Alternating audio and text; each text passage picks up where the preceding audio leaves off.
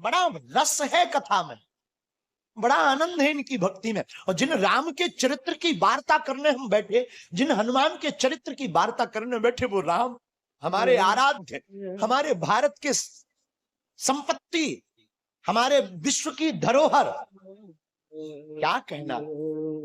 राम जी ने जब रावण का वध कर दिया, रावण मारा गया,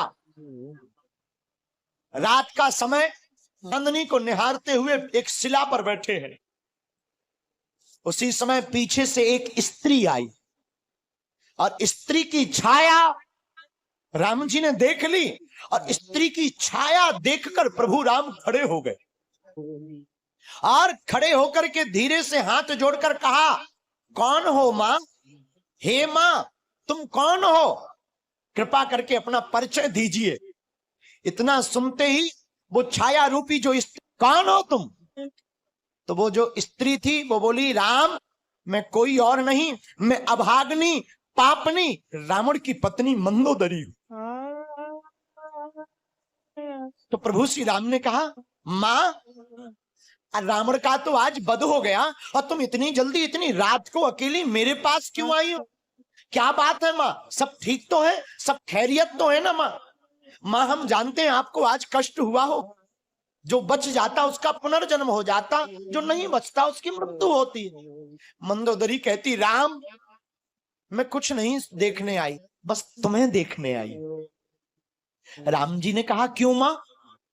तो मंदोदरी कहती है, राम, मैं देखना चाहती हूं को वो वीर कौन है, वो रघुवीर कौन है जिसने हमारे इतने शहंशाह पति को ढेर कर दिया, और उसमें ऐसी कौन सी बात है उसको भी मार डाला।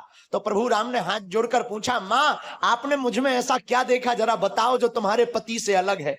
मंदोदरी कहती, राम, एक मेरा पति था जो पर स्त्री को अपनी पत्नी बनाना चाहता था, और एक राम तुम हो कि स्त्री की छाया देख करके भी खड़े होकर मां से संबोधित करते हो।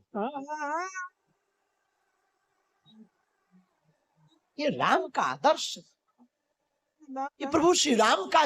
मेरे लोगों, आज तक तुमने सिर्फ राम की रोती हुई वार्ताओं को सुनकर उन्हीं को चित्त में रखा। राम वनवासी है तो राम वीर भी है, और राम रघुवीर भी है, और राम के दूत महावीर भी है। और हम तुमसे इस बात से ये कहना चाहते हैं कि तुम राम के वंशज हो। बुलावा भेजिया राम,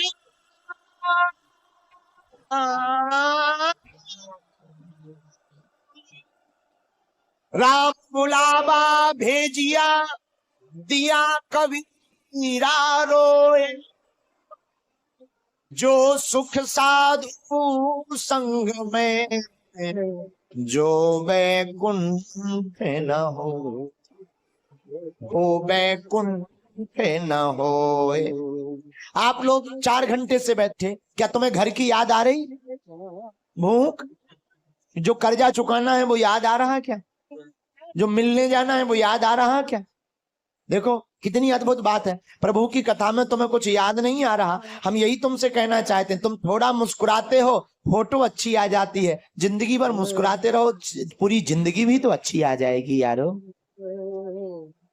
अरे जिंदगी में दुख है, तुम सदा के लिए बागेश्वर धाम के हो जाओ, दुख का तो पता ही नहीं चलेगा कहां भाग गए हैं। राम बुलावा भेजिया, दिया कबीरा रोए, जो सुख साधु संग में, सो वैकुंठ न होए।